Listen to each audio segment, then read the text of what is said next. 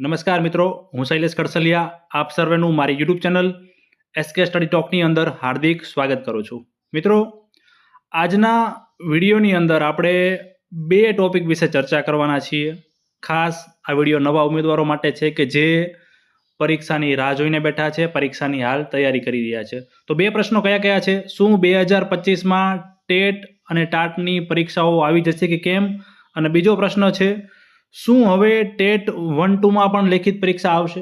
મિત્રો, તમને ખ્યાલ છે કે અત્યાર સુધી જે 2023માં જે પરીક્ષા ટાટ 1 અને ટાટ 2ની લેવાની, એની પહેલાં ડાયરેક્ટ પ્રિલિમ ટૂંકમાં MCQ બેઝ પરીક્ષા લેવામાં આવતી હતી અને મેરિટના આધારે જે ટાટની અંદર મેરિટ જે ગણાતું હતું એ પ્રમાણે મેરિટ બનાવીને જે ભરતી પ્રક્રિયા કરવામાં આવતી હતી. ગયા વખતે સરકારે ધરખમ ફેરફાર કરી નાખ્યો. ડાયરેક્ટ પરીક્ષાના માર્કના આધારે જ પરીક્ષાના માર્કના આધારે જ ભરતી કરવાની અને મેં દ્વિસ્તરીય પદ્ધતિ દાખલ કરી નાખી. Prelim plus mains. પ્રિલિમ તમે પાસ કરો છો તો તમને લેખિત પરીક્ષા આપવા મળશે અને લેખિત પરીક્ષાના માર્કના આધારે જ ભરતી પ્રક્રિયા કરવામાં આવશે. તો શું એ પ્રોસેસ હવે ટેટ 1-2માં પણ આવી શકશે? તો આ બે પ્રશ્નો વિશે આજના વિડીયોની અંદર આપણે ચર્ચા કરવાના છીએ. મિત્રો, એ બે જે પ્રશ્નો છે એની ચર્ચા કરીએ એની પહેલાં હું તમને થોડુંક વસ્તુ બતાવવા માગું છું.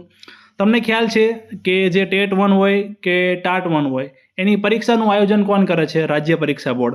અહીંયા જે 2023માં જે ટેટ 1 પરીક્ષા લેવામાં આવી હતી એનું જાહેરનામું છે, એટલે કે નોટિફિકેશન ક્યારથી ફોર્મ ભરવાની શરૂઆત થયેલી. તો જે ટેટ 1 છે એનું જાહેરનામું 17/10/2022 ત્યારે સરકારે ઓફિશિયલ જાહેરાત કરેલી, ફોર્મ ભરાવાનો સમય આપેલો. પછી એ વખતે એવું બનેલું કે 2-3 વખત જે ફોર્મ ભરાવાનો સમય છે એમાં વધારો કરેલો, એમ થોડો ઘણો સમય વધી ગયેલો. અને જે પરીક્ષા છે ટેટ 1ની એ 16/4/2023ના રોજ લેવામાં આવેલ. ટોટલ ટૂંકમાં આમ જોવા જઈએ કે ફોર્મ ભરાવાની સ્ટાર્ટ થઈ 17/10 અને એનથી લઈને ટેટ 1ની જે પરીક્ષા આવી 16/4, એવી રીતે કુલ જે પરીક્ષાનો સમયગાળો જોવા જઈએ તો અંદાજે 6 મહિના જેટલો સમય ઉમેદવારોને નોટિફિકેશનથી લઈને પરીક્ષા આપવા સુધી મળેલો. જ્યારે ટાટ 1ની વાત કરીએ તો ટાટ 1નું જાહેરનામું બહાર પડ્યું 1/5/2023. ત્યારે ફોર્મ ભરવાની શરૂઆત થઈ ગયેલી 1/5/2023. જો પરીક્ષાની વાત કરીએ તો ટાટ 1ની પ્રિલિમ લેવામાં આવી હતી 4/6/2023. મિત્રો, એક જ મહિનામાં 1/5 પરીક્ષાનું નોટિફિકેશન આવી અને 4/6 એ અંદાજે 1 મહિનો જ કહેવાય. 1 મહિનામાં પ્રિલિમ પરીક્ષા પણ લેવાઈ ગઈ અને જે ટાટ 1ની છે પ્રિલિમનું રિઝલ્ટ પણ આવી ગયું મહિનાની અંદર અને ટાટ 1ની લેખિત પરીક્ષા 25/6. મિત્રો, આમ જોવા જોઈએ તો અંદાજે 21 દિવસનો સમય પ્રિલિમ અને મેઇન્સ વચ્ચે મળેલો. તો હવે આ બધી વસ્તુ જોયા પછી હવે આપણે આ પ્રશ્નોની ચર્ચા કરીએ એટલે તમને ખ્યાલ આવે. તો પહેલો પ્રશ્ન છે કે શું 2025માં ટેટ ટાટની પરીક્ષા આવી જશે કે કેમ? તો મિત્રો, જે ઉમેદવારો આ પ્રશ્ન પૂછી રહ્યા છે એ ઉમેદવારોને હું એવું જ કહેવા માંગીશ કે તમે આ પ્રશ્નો શા માટે પૂછી રહ્યા છો? નોટિફિકેશન આવે પછી વાંચવાની શરૂઆત કરવાની છે. મિત્રો, તમે જોયું કે ટાટ 1માં જેવી રીતે એક જ મહિનાનો સમય મળેલો, પ્રિલિમમાં 21 દિવસનો સમય મળેલો, જ્યારે રાજ્ય પરીક્ષા બોર્ડ ચાલુ થઈ જાય છે ત્યારે રોકવાનું નામ નથી લેતી.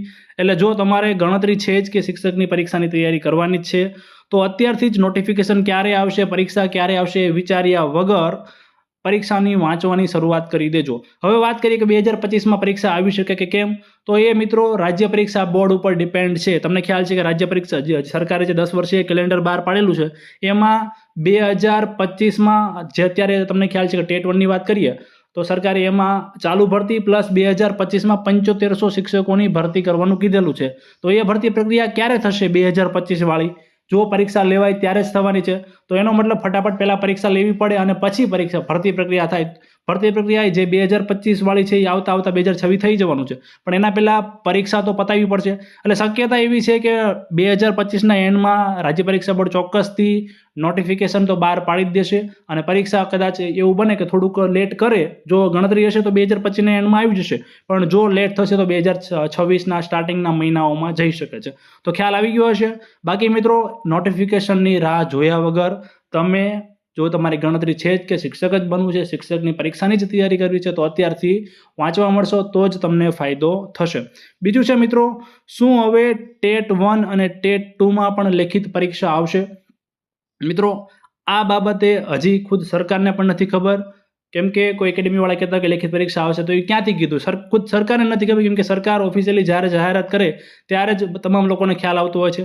ટૂંકમાં આ બાબતે મારે તમામ ઉમેદવારોને એવું કહેવું છે કે તમે ટેટ 1 કે ટેટ 2ની પ્રિપેરેશન કરવાનું વિચારી રહ્યા છો, કરી રહ્યા છો, તો સાથે સાથે થોડુંક, એટલું બધું નથી કહેતો કે ફૂલ્લી હવે લેખિત પરીક્ષા ઉપર ધ્યાન આપજો, પણ થોડુંક, ધારો કે અઠવાડિયામાં 6 દિવસ વાંચતા હોય તો એકાદ દિવસ થોડુંક લખવાની પણ પ્રેક્ટિસ કરજો, જેથી એવું ના બને કે સરકાર જેવી રીતે ટાટ 1ની પરીક્ષામાં કરેલું કે નોટિફિકેશન બહાર પાડી અને અચાનક જ પરીક્ષા ફટાફટ પ્રિલિમ લઈ લીધી, ફટાફટ મેઇન્સ લઈ લીધી, તો સમય ઓછો મળે.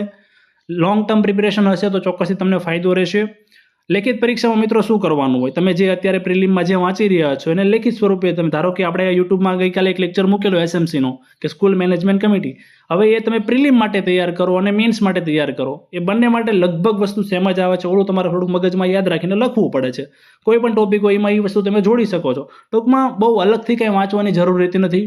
મેક્સિમમ રીડિંગ કરવી પડે છે, એના માટે થોડીક લખવાની ટેવ પાડવી પડે છે. તમારો હાથ તો વળવો જોઈએ ને. ટૂંકમાં મારી એવી તમામ ઉમેદવારોને ભલામણ છે કે તમે ટેટ 1 કે ટેટ 2ની તૈયારી કરી રહ્યા છો તો સાથે સાથે થોડીક લખવાની તૈયારી પણ રાખજો.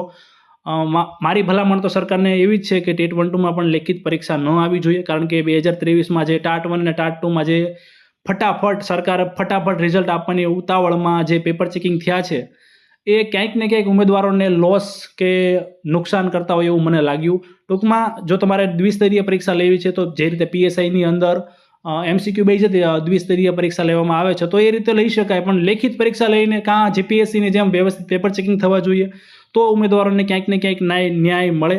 તો આ હતું મિત્રો, આ જ કહેવાનું હતું. જો તમે લેખિત પરીક્ષાની તૈયારી નહીં કરો, સાથે સાથે થોડી ઘણી તૈયારી નહીં કરો ને અચાનક જ તે ધારો કે 4-5 મહિના પછી સરકાર કહી દે કે અમે હવે ટેટ 1 અને ટેટ 2માં પણ લેખિત પરીક્ષા લેશું, તો તમે જે લોંગ ટર્મ પ્રિપેરેશન કરતા હશો 6-7 મહિનાથી કે 7-8 મહિનાથી, એ ખાલી પ્રિલિમમાં જ કામ લાગશે. તમે પણ ત્યારે ફ્રેશ કેન્ડિડેટ થઈ જશો. બીજા ઉમેદવારોની હરોળમાં તમે એ જેટલો સમય મળ્યો હશે વાંચવાનો એટલો જ સમય તમને મળશે. ટૂંકમાં આ વસ્તુ ધ્યાને રાખીને તમે પ્રિપેરેશન કરજો. આવી કોઈ પણ અપડેટ માટે આપણી ચેનલ એસ્કેપને સબસ્ક્રાઇબ કરજો અને ખાસ બાજુમાં આપેલા બેલ આઇકનને પણ દબાવી દેજો, જેથી હું કોઈ પણ વિડીયો મૂકું તો તમારા સુધી પહોંચી જાય.